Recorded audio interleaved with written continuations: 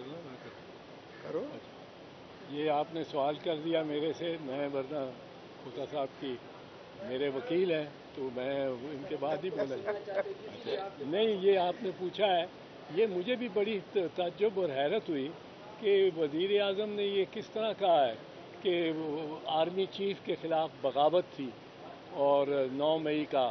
اصل میں وہ کہتے ہیں کہ جی آرمی چیف کے خلاف بغاوت تھی, ہمارے سے کوئی ناراض نہیں ہے, ہمارے سے کوئی کسی کو گلا شکوہ نہیں ہے, ان کے خلاف بہت فوجی بغاوت تھی. اب فوج نے تو اس کو اس طرح لیا ہی نہیں. جتنے بندے چارج ہوئے ہیں وہ تو ڈسپلن پر پورا نہ اترنے پہ وہ چارج ہوئے ہیں. جو ان کا خود سٹیٹمنٹ آیا تھا کہ ہم نے اتنے 14 کے 15 افسروں کے خلاف ایکشن لے لیا ہے, ان کو ریموو کر دیا ہے, تو ان کے خلاف تو بغاوت کا کوئی نہیں لگا. تو میرا نہیں خیال یہ بغاوت کا بنایا جا سکتا ہے. یہ شہباز شریف صاحب نے خود ہی کوئی کوشش کی ہے کہ وہ اس پہ برڈن پڑے, وہ آرمی چیف جانے اور ان کا حریف جانے, اور خود وہ نگران حکومت بنانے میں ایک متحرک اور با اختیار نگران حکومت بنانے میں اگر وہ متحرک اور با اختیار بنا دیتے ہیں یہ نگران حکومت, تو پھر میرا خیال ہے وہ ان نگرانوں کا بھی ٹرم زیادہ لمبا لے جائیں.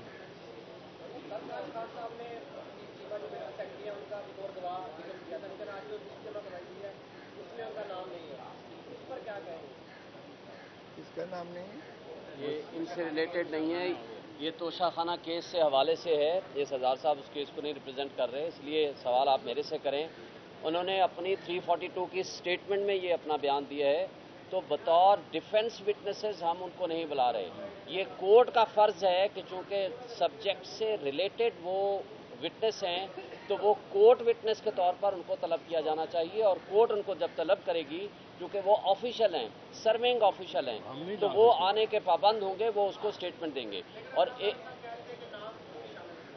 جو آج کی بات میں آپ کو کہہ رہا ہوں, عطا تارڑ نہ اس میں کمپلیننٹ ہے, نہ اس میں وٹنس ہے, نہ یہ گورنمنٹ کا کیس ہے. اس میں election commission of Pakistan complainant ہے. کیا عطا تارڑ صاحب اس کیس کی پیروی کر رہے ہیں؟ کیا ان کی آشیرواد سے یہ کمپلینٹ فائل ہوئی ہے؟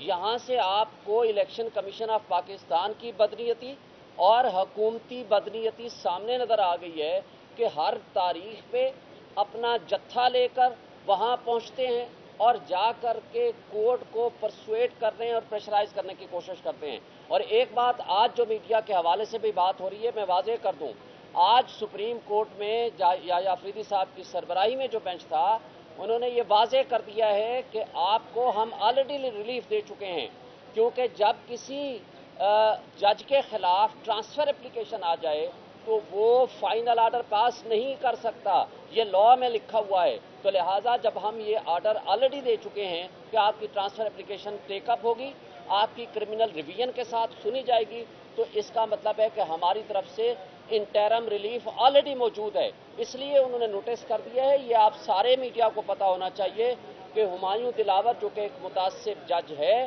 جس کے خلاف آلریڈی درخواستیں آ چکی ہیں اور سپریم کورٹ ڈائریکشن دے چکی ہے اسلام آباد ہائی کورٹ کو کہ ان ٹرانسفر اپلیکیشن کو کرمنل ریویژن کے ساتھ مل کے ڈیسائیڈ کریں.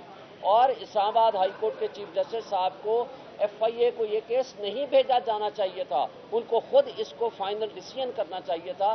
لہذا اس حوالے سے جو لوور کورٹ ہے وہ اس کو ملٹری سیکرٹری کو کورٹ وٹنس کے طور پر, چونکہ وہ ریلیٹڈ ہے, فیکٹس جانتا ہے, اس کو وہ طلب کر سکتی ہے. کیونکہ ہماری جو ڈیفنس وٹنس ہے وہ ہمارے کنٹرول میں نہیں ہے, ہم ان کو طلب نہیں کر سکتے, یہ کورٹ وٹنس کے طور پر آئے گا. ایک چیز صرف میں واضح کر دوں, آج کے حوالے سے سردار صاحب نے بڑی تفصیل سے بیان کر دیا, ہم اس وقت کی عدلیہ کو headed by the chief justice سمرتا بندیال صاحب کو آج ہم سلوٹ پیش کرتے ہیں, سلام پیش کرتے ہیں. جس طرح حکومت نے اس کو ڈیلے کرنے کی غرض سے, طوالت دینے کی غرض سے جو ڈیلینگ ٹیکٹس پہلے دن سے استعمال کر رہے ہیں اور کل اپلیکیشن دی کہ اس کو آپ لارجر یا فل کورٹ میں لے جائیں, مقصد صرف یہ تھا. حالانکہ سردار صاحب اور اطلاع حسن صاحب پہلے دن سے اور ہم سب کی رائے تھی کہ آپ فل کورٹ بنائیں, لیکن چھٹیاں ہیں, فل کورٹ اویلیبل نہیں ہے, 3 जज साहबान ऑलरेडी 2 जज साहबान माजरत कर चुके हैं और 1 जज साहब के ऊपर इनका एतराज आ चुका है, इसलिए फुल कोर्ट तो हो नहीं सकता है। लेकिन लार्जर बेंच भी इसलिए नहीं हो सकता कि ये केस अब छुट्टियों में फिक्स हो रहा है। लोगों के 102 लोगों के फैमिलीज के और उन अशखास के बुनियादी हुकूक का सवाल है। लिहाजा जहां बुनियादी हुकूक और इंसानी हुकूक का सवाल हो वहां कभी अदालतें खामोश नहीं रहती और इन अदालतों ने लोगों के हुकूक के तहफ़्फ़ुज़ की कसम उठाई हुई है। लिहाजा आज जो बेआइन मुल्क हो चुका है, इसलिए पब्लिक पूरी इन अदालतों की तरफ देख रही है और मैं समझता हूं कि तारीख लिख रही है कि कौन किस वक्त अदलिया आज़ाद थी, कौन आइन की बालादस्ती के लिए काम कर रहा था और कौन जो सो कार जमहूरी ताकतें हैं आइन की पामाली के लिए काम कर रही हैं। ये सब तारीख में लिखा जाएगा। Thank you.